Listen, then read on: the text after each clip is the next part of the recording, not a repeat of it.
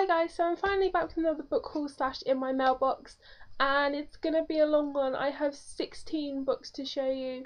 I had no intention of getting this many books, but they just kind of piled up and until I was left with so many to show you. So it's awesome though. I'm excited for so many of these books. There's so many awesome books in it, so let's get going. First of all though, I want some swag from the blog Book Passion for Life, and it's some Eternal Starling swag, and oh, it's all over the place. I have some temporary tattoos, you can see them, and 2 signed book plates, and they're both different, so it's cool, and 2 signed bookmarks, and I love the pen that she signed them in, and it's the first in a sort of paranormal trilogy, I think, so I may have to check that book out. First, the books that I was sent for review, from Bloomsbury, I have Dance of Shadows by Yelena Black. This is the back of the book here, and then the front here. This is obviously an arc because this book doesn't come out until February the 14th next year, so I'll probably be reading it much closer to the time, and it's sort of a dark paranormal romance thing, I think. The author said that she's mixed her love of dance with her love of all things dark and paranormal, so that cover is just beautiful and really creepy as well, because you know the makeup ballet dancers wear is really quite scary. So yep, there's that. From Scholastic, I have Ocean of Secrets by Amy Friedman. This is a really beautiful cover, and this is about Selkie, I think. A girl leaves her boring summer and goes to this mysterious island where she finds out it has all this rich legend and lore, and then there's a mysterious boy. So it sounds like my thing. Can't wait to check it out. Then from Indigo Publishing, I was so excited to get this, I can't even tell you. The Mask of the Red Death by Bethany Griffin, and this did come out back in August, and they sent it to me like partway through September. So excited for this. You guys know that I love Nevermore by Kelly Cray, which is another sort of Edgar Allan Poe inspired YA book, and this is the same. I will say though that I don't hate this cover, but when you compare it to the US cover, it sort of pales in comparison. Like if I was in the bookstore and this was on the shelf, I probably wouldn't even pick it up. But the other, the US one reminds me a lot of the Anna Dressed in Blood cover. It's gorgeous, but this sounds really good. Can't wait to check it out. Then from Atom, I have Heaven by Alexandra Adornetto. This is the 3rd book in the Halo trilogy, and I read Halo last year, really enjoyed it. I do have book 2 on my shelf, but I haven't read it yet. I've been waiting for the 3rd and final book to come out so I could read book 2. It's so pretty, this cover is just gorgeous. All the covers for this trilogy are wonderful, but my least favourite is the second one, Hades, where I think this is my favourite. It's just, oh, it's awesome. So I can't wait to finish this trilogy now. It's about an angel who's sent to Earth, and she falls in love with a human boy. So I can't wait to finish that off. And then I can't wait for this book either. I'm dying to get started on it. And that's The Diviners by Libba Bray. And first of all, this cover is gorgeous. It's a turtleback, and I love the blue Art Deco. It's very suitable for this book as it's set in the 1920s, and it sounds like a real mix of genres, historical fiction, paranormal, mystery. It's about a girl who is sent to live with her uncle in New York, and he's sort of obsessed with the occult, and then a body turns up with an occult symbol on it, and then Evie, I think her name is, has some sort of psychic gift or something, and she wants to try and solve it. It just sounds amazing. Back, and then even on the inside, it's just beautiful. So I will be reading this really soon. I can't wait to start that. Onto the books that I actually bought. I went to the discount bookstore and I only picked up one. I was really good, and I picked up Firestorm by Rachel Caine. This is the 5th book in the Weather Warden series. As you guys know, I'm just randomly picking these up when I see them. This was like £1, so it was worth picking up. I now have 5 books in that series, but none of them are in the right order. And then in September I read Anne of Green Gables and I absolutely fell in love with it, so I was desperate to hurry up and get some more of the other books in this series, and I could only find 2. I actually went into a WH Smith and I picked up book 2, Anne of Avonlea.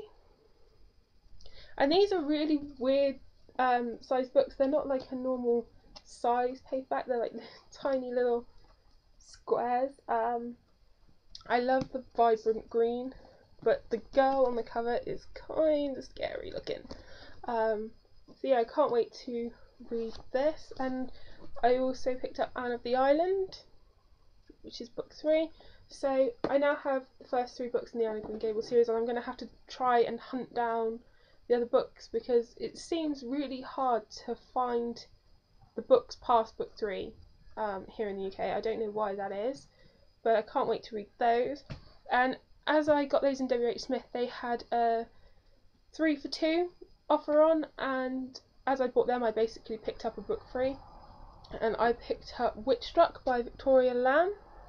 And I haven't heard anything about this book until, you know, I saw it there. I hadn't heard of it at all. And it's a historical paranormal, and it sounds so much like Changeling by Philippa Gregory, except it's set like 100 years later. But apart from that, it sounds really similar. Even the covers are the same. I can show you quickly. Like, they're really similar. But anyway, it's about a girl who's a witch, and then there's some prophecy, and then there's a witch finder called Marcus Dent, and a young Spanish priest arrives as well. So it sounds really good. You guys know how I love my historical books and my paranormal books, so it should be a good blend of the two, even if it does sound a little bit like Changeling, but we shall see.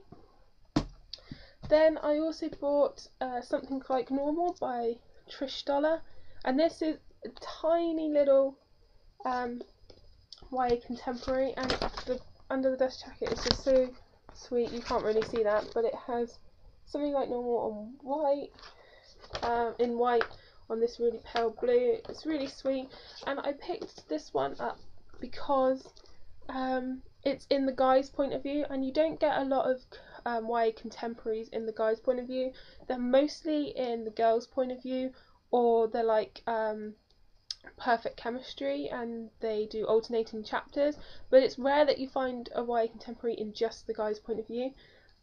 So it already had me sold on that. But then it's about a guy who's 19 years old and he comes back from Afghanistan, and he finds out that his brother's stolen his car and his girlfriend. He's being haunted by the ghost of his dead best friend, and then this girl walks up to him and punches him in the face, and I really wanted to know why she punches him in the face, so it hooked me from that really. And it's really tiny, so it won't take me long to read it all, and I really like this cover and the back, and Lauren Miracle has blurbed it, so that's good. I then also finally picked up Every Day by David Levithan. I've been seeing really good reviews on this, and I first heard about it about 5 months ago before it even came out, and it sounded really different to what I know David Levithan normally writes, and I was really intrigued, so I couldn't wait for it to come out. And then every time I went to order it, it was out of stock, so when it finally came back in, I nabbed it. I also bought another YA contemporary. I bought Such a Rush by Jennifer Eccles. I've not read any of her other books, but this is a really popular YA book at the moment. When it came out, it was like everywhere, and as you guys know, I'm reading more and more contemporary recently, and so as it was so popular, I thought I would give it a go.